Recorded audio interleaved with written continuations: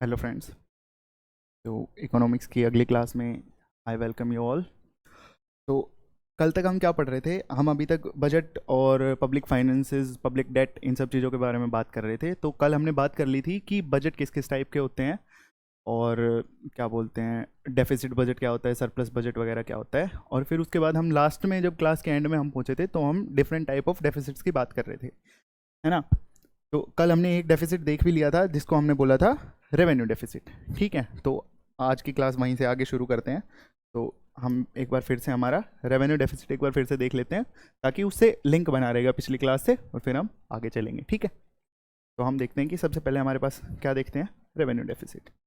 तो revenue deficit जो हमने कल देखा था, कल मैंने आपको इसके बारे में अच्छे से बता दिया था, लेकिन फिर भी ये मैं आप लोगों को चांस दे रहा हूँ कि अभी आप लोग कमेंट करके मुझे बता सकते हैं रेवेन्यू डेफिसिट क्या क्या क्या होता है। मैं देखना चाहता हूँ आपको कितना ध्यान है कितना नहीं है। जल्दी जल्दी कमेंट करके बताइए, ठीक है, फिर उसके बाद हम आगे बढ़ेंगे। वीडियो को पॉज करके कमेंट कर लीजिए, तो आगे चलते हैं। तो रेवेन्यू डेफिसिट होता क्या है? देखिए, कल हमने डिफरेंट टाइप ऑफ हेड्स पढ़े थे, जहाँ पर जो हमारे टैक्सेस वगैरह होते हैं, जो भी पब्लिक के अकाउंट्स होते हैं, वो डिफरेंट टाइप के अकाउंट्स हमने देखे थे, जिसमें हमने देखा था रेवेन्यू, और उसके बाद हमने देखा था कैपिटल, है ना। रेवेन्यू में हमने क्या देखा था? रेवेन्यू में हमने देखा था कि वो खर्चे जो बार बार होते रहते हैं और जिनके अंदर कोई भी एसेट क्रिएशन, मतलब एसेट और लाइबिलिटी का कोई एक्सचेंज नहीं होता। Asset and liabilities are neither created nor destroyed, है ना। मतलब जो हमारे एसेट और लाइबिलिटीज होते हैं वो ना तो बनते हैं, और ना ही जो पहले के एसेट और लाइबिलिटीज हैं वो खत्म होते हैं। और जो कैपिटल था उसके अंदर क्रिएशन ऑफ एसेट्स और लाइबिलिटीज,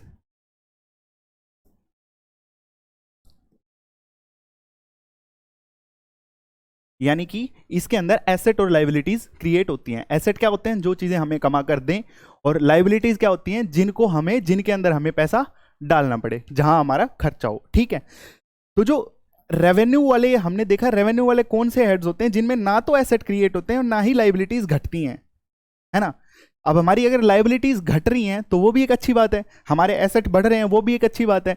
लेकिन अगर हमारा पैसा कहीं ऐसी जगह जा रहा है जब ना तो हमें एसेट मिल रहा है ना हमारी लाइबिलिटीज घट रही हैं, तो वो जो हमारा खर्चा हो रहा है वो एक तरह से हम सोचते हैं कि उस खर्चे को मिनिमाइज किया जाए, है ना। इसी को कैलकुलेट करने के लिए हम रेवेन्यू डेफिसिट कैलकुलेट करते हैं। तो रेवेन्यू डेफिसिट होता क्या है? तो रेवेन्यू डेफिसिट हमारा वो डेफिसिट होता है जो कि रेवेन्यू रिसीट में से, यानी कि रेवेन्यू रिसीट्स को मैं अलग से लिख देता हूं, जहां आर ही लिखा हुआ है वो रेवेन्यू है। रेवेन्यू रिसीट्स में से हम किसको माइनस कर दें? रेवेन्यू एक्सपेंडिचर को,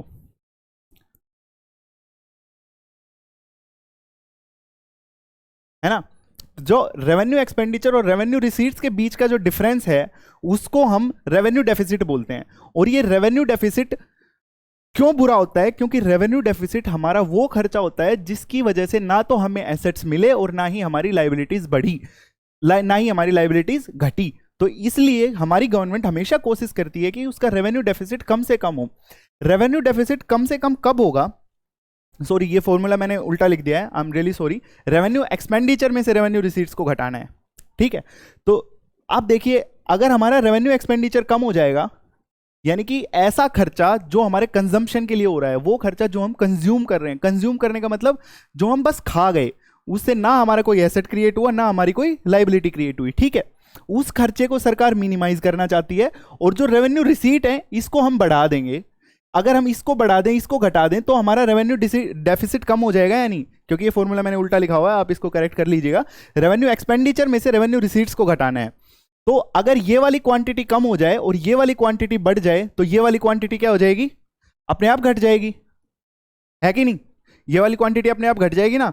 तो जब ये वाली क्वांटिटी अपने आप घट जाएगी तो इसका मतलब सरकार चाहती है कि जो सरकार की रेवेन्यू रिसीट्स हैं, यानी कि जो टैक्सेस से हमारे सरकार के पास पैसा आ रहा है, सरकार की जो कंपनीज चल रही हैं वो जो प्रॉफिट कमा रही हैं वो ज़्यादा से ज़्यादा हो, और जो रेवेन्यू एक्सपेंडिचर है यानी कि जो लोगों को सरकार को तनख्वाह देनी पड़ रही है, जो पेंशन देनी पड़ रही है, या फिर जो ऐसा खर्चा है जो सरकार के इस्टेब्लिशमेंट पर खर्च हो जाता है, जैसे कि जो सरकार की डिफरेंट बिल्डिंग्स वगैरह हैं उन सब में जो पैसा खर्च हो जाता है, उन सब के रख रखाव के लिए जो पैसा खर्च हो जाता है वो सरकार का रेवेन्यू एक्सपेंडिचर है। तो सरकार उसको मिनिमाइज करना चाहती है और रेवेन्यू रिसीट्स को मैक्सिमाइज करना चाहती है ताकि रेवेन्यू डेफिसिट को मिनिमाइज किया जा सके। ठीक है, फिर रेवेन्यू डेफिसिट मिनिमाइज करने से क्या होगा? रेवेन्यू डेफिसिट मिनिमाइज करने से हमारे पास कुछ पैसा बचेगा, है ना। सरकार के पास अगर रेवेन्यू रिसीट्स ज्यादा हो गई, रेवेन्यू एक्सपेंडिचर कम हो गया, तो सरकार के पास कुछ पैसा बचेगा ना, जो रेवेन्यू का पैसा है, तो सरकार उसको कैपिटल में लगा सकती है, कैपिटल एक्सपेंडिचर में लगाएगी। जब कैपिटल एक्सपेंडिचर में सरकार लगाएगी तो कैपिटल एक्सपेंडिचर जहां सरकार करती है उससे क्या फायदा होता है देश को? बताइए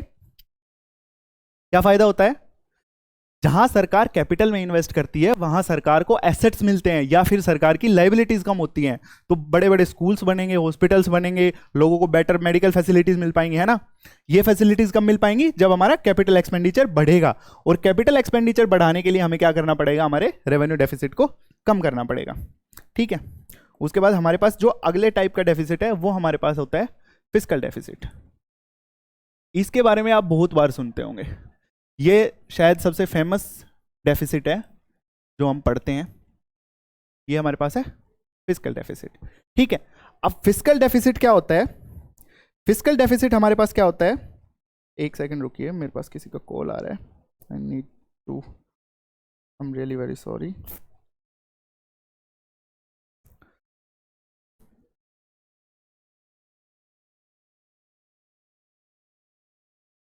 देखिए, जो हमारा फिस्कल डेफिसिट होता है, फिस्कल डेफिसिट पढ़ रहे थे हम, तो फिस्कल डेफिसिट हमारा क्या होता है? फिस्कल डेफिसिट हमारा वो खर्चा होता है जो सरकार करती है, और मतलब सरकार के जो टोटल एक्सपेंडिचर है, यानी कि वहां हम जब हमने रेवेन्यू डेफिसिट पढ़ा था तो वहां हमने क्या देखा था? वहां हमने देखा था कि सरकार का रेवेन्यू एक्सपेंडिचर में से रेवेन्यू रिसीट्स घटाई थी, यहां सरकार के टोटल एक्सपेंडिचर में से टोटल रिसीट्स घटाएंगे हम,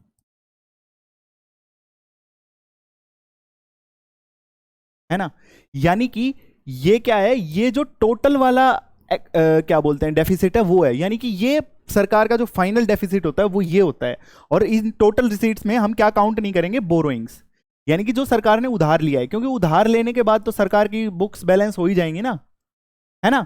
अगर आप सोचिए आपके घर पे आपकी किसी महीने की आप बात करें, वहां उस महीने में आपके पास जो इनकम थी वो 10,000 थी और आपका खर्चा 15,000 रुपये हो गया, तो आपके पास जो 5,000 रुपये जो बचे बैलेंस में, जो 5,000 रुपये का एक्स्ट्रा बैलेंस बचा, जो बैलेंस अमाउंट है 5,000 रुपये का, वो कहाँ से आएगा?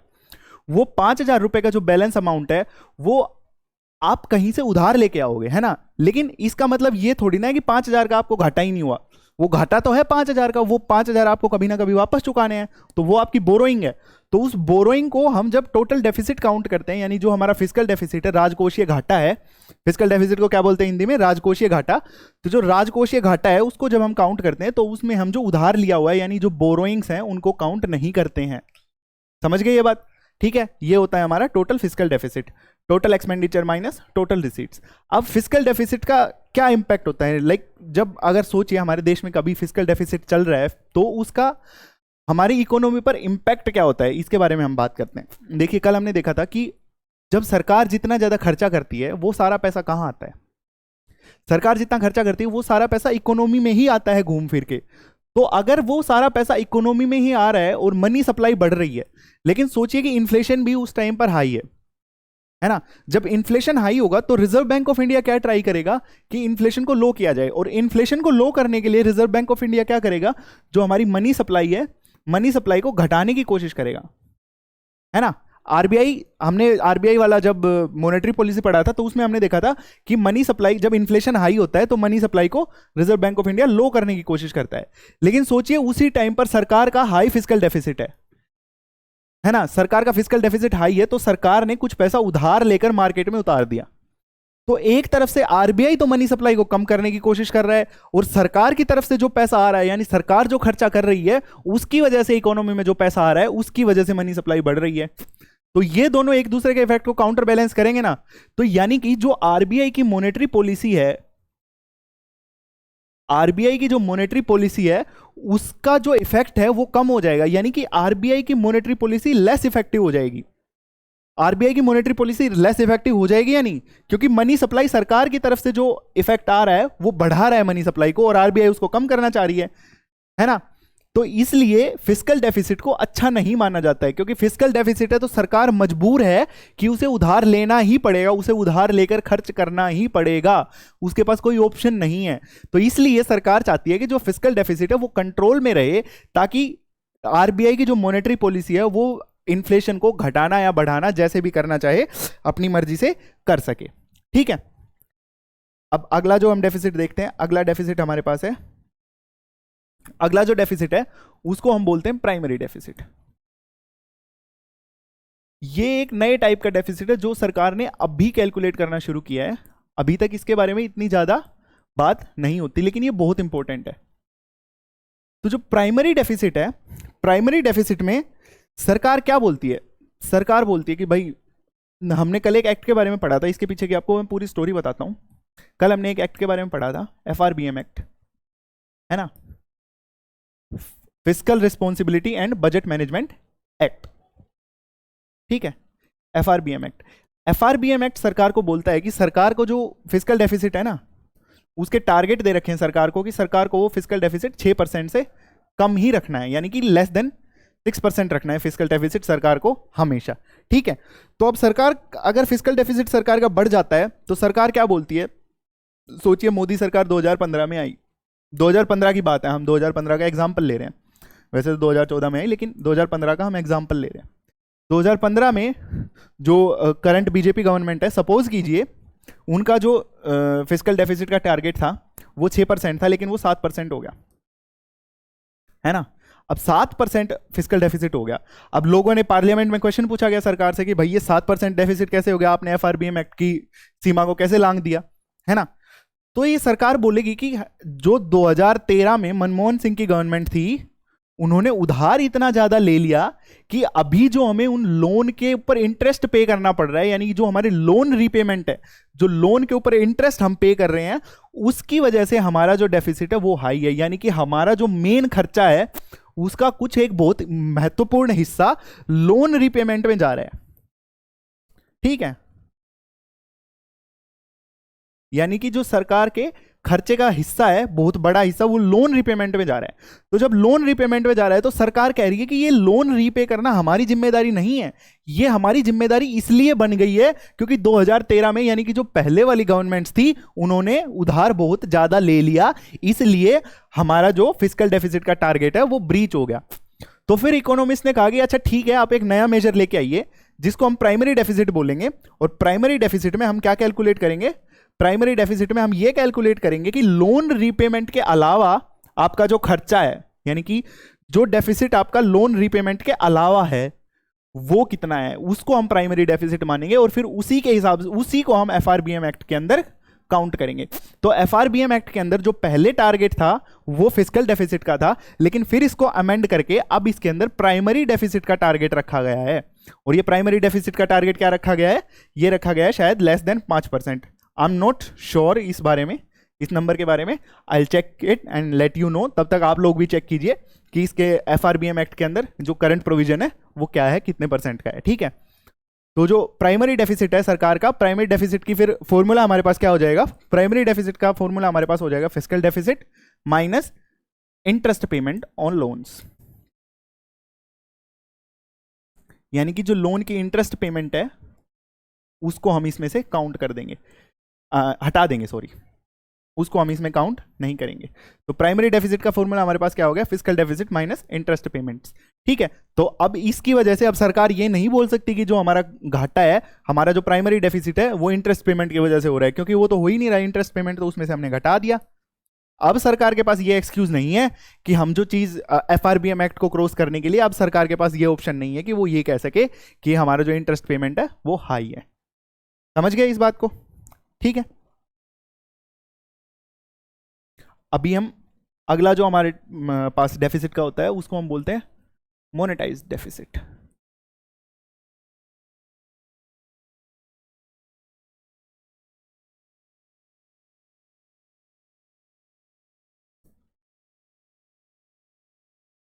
मोनेटाइज डेफिसिट क्या होता है?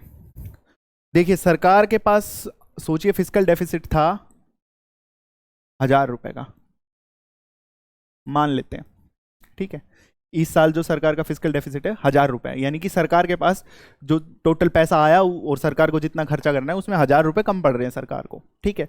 तो सरकार गई भाई मार्केट में मांगने के लिए, तो मार्केट में सोचिए कि सरकार को 500 रुपए दे दिए टाटा ने, मतलब टाटा, अडानी, रिलायंस, इन सब ने मिलकर सरकार को 500 रुपए दे दिए उधार, ठीक है। क्योंकि सरकार जब मार्केट से बोरो करने जाती है तो जो बड़े बड़े इन्वेस्टर्स होते हैं वो सरकार को उधार देते हैं, और सरकार इसके बदले में क्या बेचती है इनको? Government securities. तो सरकार ने गवर्नमेंट सिक्योरिटीज इश्यू की मार्केट में, टाटा, बिरला, अडानी, इन सब ने खरीद लिए और 500 रुपए सरकार के पास आ गए, ठीक है। फिर उसके बाद सरकार गई IMF, world bank, foreign governments के पास भीख मांगने, ठीक है। भीख, खराब वर्ड मैं यूज कर रहा हूँ थोड़ा सा क्लास को इंटरेस्टिंग बनाने के लिए, दैट्स नॉट द पर्पज, मतलब कोई डेरोगेटरी वर्ड नहीं है। सरकार मांगने गई इंटरनेशनल मार्केट में, तो सरकार को मान लो 400 रुपए और मिल गए इंटरनेशनल मार्केट में, यानी कि China, US, world bank, IMF, इन सब से 400 रुपए सरकार को और मिल गए, ठीक है, एज ए लोन। यहां पर सरकार ने क्या इशू किया था? गवर्नमेंट सिक्योरिटीज के थ्रू सरकार के पास पैसा आया था, और फॉरेन में गवर्नमेंट को क्या मिल रहा है? लोन मिल रहा है, ठीक है। तो 400 प्लस 500, तो सरकार को 900 रुपए उधार मिल गए, यानी कि सरकार ने 900 रुपए मार्केट से बोरो कर लिए। फिर भी अभी भी सरकार के पास 100 रुपए का और घाटा है, 100 रुपए अभी भी सरकार के पास कम पड़ रहे हैं। ये 100 रुपए सरकार कहां से लाएगी? तो हमने RBI के जब हम फंक्शंस पढ़ रहे थे तो वहां हमने एक चीज पढ़ी थी कि RBI इज कॉल्ड द क्या? लेंडर, याद कीजिएगा इस बात को, लेंडर ऑफ लास्ट रिजॉर्ट। यानी कि जब कोई भी ऑप्शन नहीं बचता है तब उधार कौन देगा? जब कोई भी ऑप्शन नहीं बचता है तब उधार कौन देगा? तो जब कोई भी ऑप्शन नहीं बचता है तो हमें उधार कौन देगा? जब कोई ऑप्शन नहीं बचता तो हमें उधार कौन देगा? बताइए। जब कोई ऑप्शन नहीं बचता तो हमें उधार कौन देगा? तो हमें उधार देगा RBI। अब ये RBI ये पैसा लाएगा कहां से? ये क्वेश्चन भी है, RBI ये पैसा लाएगा किधर से? तो RBI जो ये पैसा है, RBI ये पैसा छाप कर लाएगा, यानी कि RBI को एक्स्ट्रा नोट प्रिंट करने पड़ेंगे, ठीक है। अब RBI जो नोट्स प्रिंट करता है, RBI वो नोट्स अपने फिस्कल पॉलिसी के हिसाब से प्रिंट करता है, यानी कि मॉनेटरी पॉलिसी के हिसाब से पब्लिश करता है। यानी कि RBI की मॉनेटरी पॉलिसी है। अब मॉनेटरी पॉलिसी में RBI का प्लान क्या है कि भाई वो सिर्फ 10 लाख रुपए प्रिंट करेगा, 10,000 रुपए प्रिंट करेगा, एग्जाम्पल छोटा हो जाएगा, 10 लाख बहुत बड़ा नंबर हो जाएगा। तो सपोज कीजिए RBI ने टारगेट ये रखा है कि भाई वो सिर्फ 10,000 रुपए प्रिंट करेगा, लेकिन सरकार को पास 100 रुपए कम पड़ गए। अब उसने 10,000 रुपए तो प्रिंट करके मार्केट में उतार दिया RBI ने अपनी मनी सप्लाई को मैनेज करने के लिए, लेकिन फिर सरकार आई, सरकार ने कहा कि बस 100 रुपए तो चाहिए, चाहिए तो चाहिए, कहीं से ला के दो। तो RBI को 100 रुपए छाप कर सरकार को देने पड़े। तो RBI को अब कुल कितने रुपए छापने पड़े? RBI को कुल रुपए प्रिंट करने पड़े 10,100। यानी कि जो RBI की मॉनेटरी पॉलिसी है उसके ओवर एंड अबव RBI को 100 रुपए और प्रिंट करने पड़ गए। यानी कि वो अपनी मॉनेटरी पॉलिसी को अच्छे से तब तक कंट्रोल नहीं कर पाएगा जब तक सरकार डेफिसिट को मोनेटाइज करती रहेगी। और ये जो 100 रुपए है इसको हम बोलते हैं मोनेटाइज डेफिसिट, ठीक है। ये वो डेफिसिट है, मोनेटाइज्ड मतलब मुद्रीकृत, मुद्रीकृत मतलब जिसके लिए मुद्रा छापी गई है। मुद्रा कौन छापता है? RBI, ठीक है। मोनेटाइज्ड डेफिसिट को हिंदी में क्या बोलते हैं? मुद्रीकृत, मुद्रीकृत डेफिसिट, मुद्रीकृत घाटा, ठीक है। अब जो ये मुद्रीकृत घाटा है ये कितना हो गया? 100 रुपए। और इस मुद्रीकृत घाटे की वजह से क्या हुआ, क्या नुकसान हुआ? इस मुद्रीकृत घाटे की वजह से हमें ये नुकसान हुआ कि जहां RBI को पहले प्लान था 10,000 रुपए छापने का, वहां अब RBI को 10,100 रुपए छापने पड़ रहे हैं। तो ये जो 100 रुपए है ये एक्स्ट्रा मनी सप्लाई है जो RBI को मार्केट में उतारनी पड़ रही है, जिससे कि उसके जो मॉनेटरी पॉलिसी है उसके ऊपर इफेक्ट पड़ेगा। फिर उसको इस मनी सप्लाई को सक करने के लिए कोई और नया ऑप्शन निकालना पड़ेगा। सक करने के लिए मतलब मार्केट से निकालने के लिए, इसको मनी सप्लाई को मार्केट से निकालने के लिए उसे कोई और बेटर ऑप्शन ढूंढना पड़ेगा, कोई और प्लान बनाना पड़ेगा। ओपन मार्केट ऑपरेशन वगैरह हमने पढ़ा था, वो सब करना पड़ेगा। CRR, SLR, ये सारा खेल करना पड़ेगा, रेपो रेट वगैरह वाला। तो इससे जो मॉनेटरी पॉलिसी का क्या बोलते हैं ट्रांसमिशन है इंडिया में वो खराब होता है। तो इसलिए सरकार भी चाहती है और RBI भी चाहता है कि जो मोनेटाइज डेफिसिट है सरकार का वो कम से कम हो और सरकार को ज्यादा से ज्यादा पैसा मार्केट में उधार मिल जाए। अब इसी के बारे में हम एक और बात करते हैं। आप सबने कभी कभी पढ़ा होगा कि कुछ मूडीज एंड फिच वगैरह करके कुछ क्रेडिट रेटिंग एजेंसीज हैं, ठीक है। ये क्रेडिट रेटिंग एजेंसीज क्या होती हैं और ये क्या काम करती हैं, इसी सेंस में हम एक छोटा सा टॉपिक है, मिसलेनियस है, हम पढ़ लेते हैं, इंपॉर्टेंट है, एग्जाम में कभी कभी पूछा जाता है, ठीक है। जो क्रेडिट रेटिंग एजेंसीज हैं, आजकल इसके ऊपर बहुत मतलब शोर शराबा चल रहा है। जब बजट आता है उस टाइम पर हर साल चलता है क्रेडिट रेटिंग एजेंसीज। जो ये क्रेडिट रेटिंग एजेंसीज हैं, इनको हम, एक तो है S&P, मूडीज एंड फिच,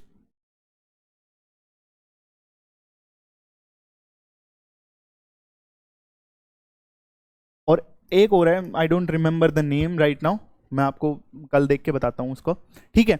तो ये 3 क्रेडिट रेटिंग एजेंसीज हैं जो कि वर्ल्ड ओवर बहुत ज्यादा रिनोन्ड है, ठीक है। तो इनकी क्रेडिट रेटिंग बहुत अच्छी मानी जाती है। अब क्रेडिट रेटिंग का मतलब क्या होता है?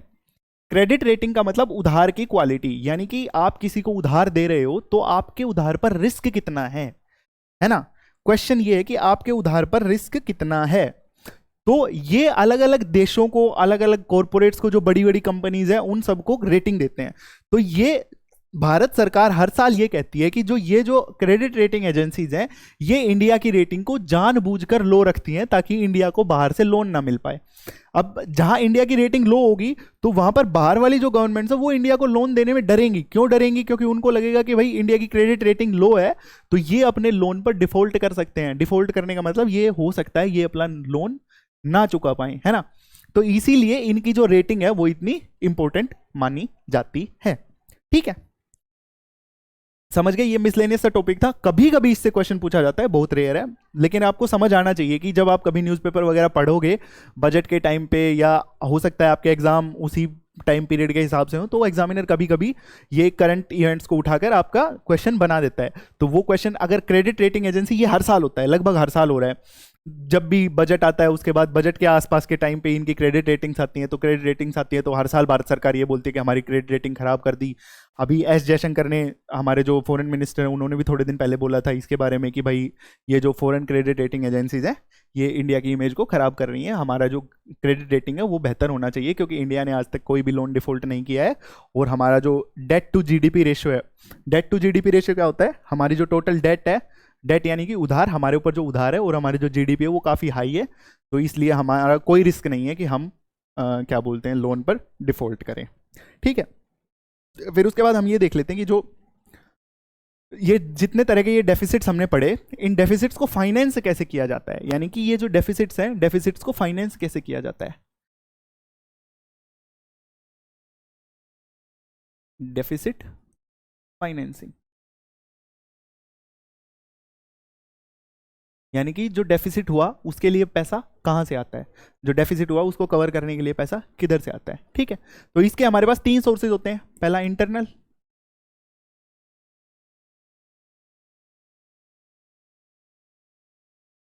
इंटरनल बोरोइंग्स, एक्सटर्नल बोरोइंग्स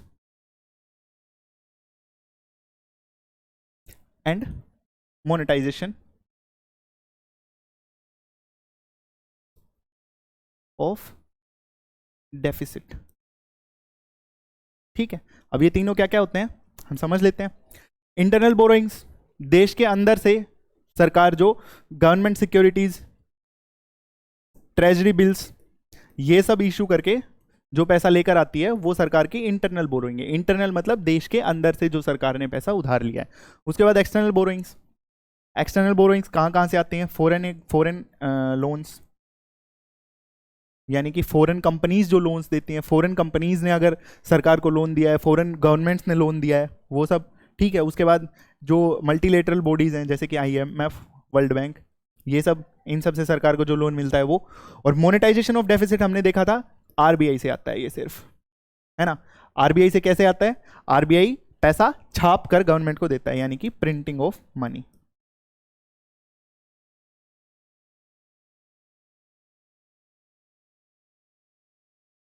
ठीक है। अब देखिए, जो एक्सटर्नल बोरोइंग्स हैं वैसे वो सबसे बेहतर मानी जाती हैं, यानी कि किसी सरकार के लिए सबसे अच्छा ऑप्शन होता है कि वो विदेशों से पैसा बोरो कर कर लेकर आए। लेकिन इसका एक ड्रॉबैक होता है, एक इंपॉर्टेंट इसका ड्रॉबैक होता है, यानी कि इसके अंदर एक इंपॉर्टेंट कमी होती है। वो कमी हमारे पास क्या होती है, वो ड्रॉबैक हमारे पास क्या होता है, वो ड्रॉबैक ये होता है कि इंडिया की जो सोवरेनिटी है, यानी कि जो डिसीजन मेकिंग पावर है, वो कम हो जाती है। कैसे? कभी कभी जो ये फॉरेन गवर्नमेंट्स और जो फॉरेन एंटिटीज हैं, ये अपने लोन्स पर कंडीशंस लगा देती हैं। जैसे कि ये अपने पाकिस्तान के साथ अभी हो रहा है, आप लोग अगर न्यूज़ वगैरह पढ़ रहे होंगे, आप देखिए पाकिस्तान के साथ क्या हो रहा है। जो IMF और वर्ल्ड बैंक है, वो पाकिस्तान को पैसा देने से साफ मना कर रहे हैं कि हम आपको पैसा नहीं देंगे, लेकिन उन्होंने कुछ कंडीशंस रखी हैं कि अगर आप ये बातें हमारी मान लोगे ना, तो उसके बाद हम आपको पैसा दे देंगे। तो देख रहे हो आप क्या हो रहा है कि पाकिस्तान अपनी मर्जी से अपने लिए भी डिसाइड नहीं कर पा रहा है, यानी कि ये देश की संप्रभुता पर खतरा है, वो देश की सोवरेनिटी पर खतरा है। देश अपने डिसीजंस खुद से नहीं ले सकता, हर डिसीजन में उसकी, मतलब भाई हम एक कंट्री हैं, हम एक इंडिपेंडेंट कंट्री हैं, तो हमें इतनी पावर तो होनी चाहिए ना कि हम अपना डिसीजन खुद ले पाएं, और वो पावर है भी। लेकिन अगर हमारे फाइनेंसेस स्ट्रोंग नहीं है, अगर हमें हर बार पैसा लेने के लिए बाहर के देशों पर, बाहर की बॉडीज पर निर्भर होना पड़ रहा है, तो उससे हमारी सोवरेनिटी पर खतरा है। ठीक है, और इंटरनल बोरोइंग्स है, इसलिए सरकार को इंटरनल बोरोइंग्स पर भी भरोसा दिखाना पड़ता है। लेकिन इंटरनल बोरोइंग्स का भी ड्रॉबैक है, इनका भी एक ड्रॉबैक है। इनका क्या नुकसान है, सोचिए। अब मुझे सोचकर बताइए, अगर आप सभी ने कभी पढ़ा हो तो। इंटरनल बोरोइंग्स का क्या नुकसान है? इंटरनल बोरोइंग्स का एक नुकसान है जिसको हम बोलते हैं क्राउडिंग। मेरी हैंडराइटिंग के लिए प्लीज मुझे माफ कर देना यार। क्राउडिंग इफेक्ट, ठीक है। क्राउडिंग इफेक्ट, क्राउडिंग इफेक्ट क्या होता है? Crowding out effect, sorry, crowding out effect. अब ये जो क्राउडिंग आउट इफेक्ट होता है, ये क्राउडिंग आउट इफेक्ट क्या होता है? देखिए, क्राउडिंग आउट मतलब होता है कि कोई एक ही इंसान इतनी भीड़ इकट्ठी कर ले कि बाकी सब उस भीड़ से बाहर हो जाएं। समझ पा रहे हो?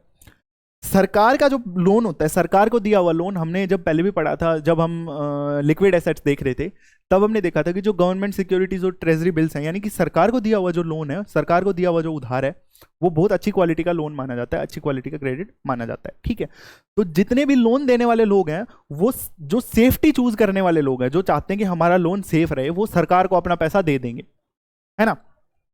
अब अगर सरकार का डेफिसिट बहुत हाई है और सरकार ने बहुत सारा पैसा उधार ले लिया, तो उसके बाद क्या प्रॉब्लम होगी, सोचिए। अब सारा पैसा जब सरकार ने उधार ले लिया, तो प्राइवेट सेक्टर कहां से पैसा लेके आएगा? प्राइवेट सेक्टर को भी तो फैक्ट्रियां लगानी है, प्राइवेट सेक्टर भी तो इस देश में नौकरियां पैदा कर रहा है, प्राइवेट सेक्टर भी तो गाड़ियां बना रहा है, प्राइवेट सेक्टर के भी तो स्कूल्स चल रहे हैं, प्राइवेट हॉस्पिटल्स भी तो चल रहे हैं, उनको चलाने के लिए भी तो पैसा चाहिए होता है। तो वो पैसा कहां से आएगा? क्योंकि सरकार ने जो पैसा है उसको क्राउड आउट कर लिया, यानी कि सरकार, कभी भी अगर कंपटीशन होगा तो हमेशा सरकार ही जीतेगी। ये तो ऑब्वियस सी बात है, सरकार कोई भी लो बना देगी, कुछ भी करके सरकार अगर इस पैसे को क्राउड आउट कर देती है, तो जो प्राइवेट इन्वेस्टमेंट है, यानी कि जो प्राइवेट सेक्टर के अंदर जो इन्वेस्टमेंट है, हमारे कॉर्पोरेट सेक्टर के अंदर जो इन्वेस्टमेंट है, वो कम हो जाएगा। और जब कॉर्पोरेट सेक्टर के अंदर हमारा इन्वेस्टमेंट कम हो जाएगा, तो हमारे देश की ग्रोथ स्लो डाउन होना ऑब्वियस है। ठीक है, समझ गए इस बात को यहां तक? और जो मोनेटाइज डेफिसिट है, उसके नुकसान हमने देखे ही थे कि जो मॉनेटरी पॉलिसी का ट्रांसमिशन है वो कम हो जाता है, आरबीआई के ऊपर ज्यादा प्रेशर रहता है, आरबीआई को मतलब इन्फ्लेशन कंट्रोल करने में प्रॉब्लम्स आती हैं। और अनकंट्रोल्ड इन्फ्लेशन की सिचुएशन हमने पहले भी समझी थी कि अनकंट्रोल्ड इन्फ्लेशन देश के लिए बहुत ज़्यादा नुकसानदायक हो सकता है, हमारी पैसे की कीमत एकदम नीचे जा सकती है, हमारा देश बर्बाद हो सकता है। आपने अभी ज़्यादा समय नहीं हुआ है, श्रीलंका कितना न्यूज़ में था, पाकिस्तान अभी भी चल रहा है, वहाँ क्या प्रॉब्लम हो रही है? वहाँ यही मोनेटाइजेशन ऑफ डेफिसिट की तो प्रॉब्लम नहीं है, लेकिन वेरी हाई इन्फ्लेशन की प्रॉब्लम है ना। तो वेरी हाई इन्फ्लेशन की जो प्रॉब्लम है, उसकी वजह से पाकिस्तान और श्रीलंका अभी भी दिक्कत में है। ठीक है, तो आज की क्लास में हमने डेफिसिट और डेफिसिट फाइनेंसिंग को देख लिया है, बाकी आगे कल की क्लास में देखेंगे। Thank you and have a good day.